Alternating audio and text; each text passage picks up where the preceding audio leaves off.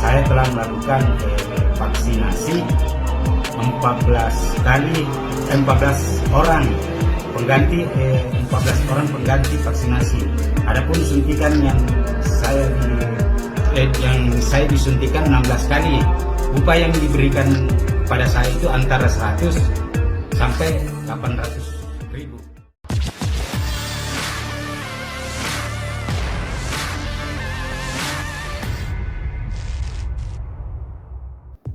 Pengakuan seorang pria tentang dirinya yang menjadi joki di tengah wabah COVID-19 viral di media sosial. Videonya berseliweran di grup-grup WhatsApp juga media sosial lainnya sejak Senin 20 Desember 2021. Terlihat dalam video berdurasi 31 detik itu si pria seakan tengah merekam dirinya sendiri. Secara terang-terangan, ia menyebutkan namanya Abdul Rahim. Ia mengaku telah menggantikan 14 orang untuk vaksin COVID-19 dan disuntik sebanyak 16 kali.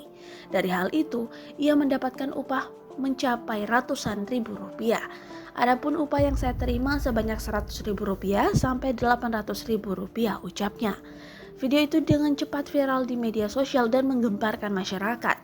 Ditelusuri tribuntimur.com, Abdul Rahim merupakan warga Kompleks 3 Berlian, Kelurahan Bentengeng, Kecamatan Watang Sawito, Kabupaten Pinrang.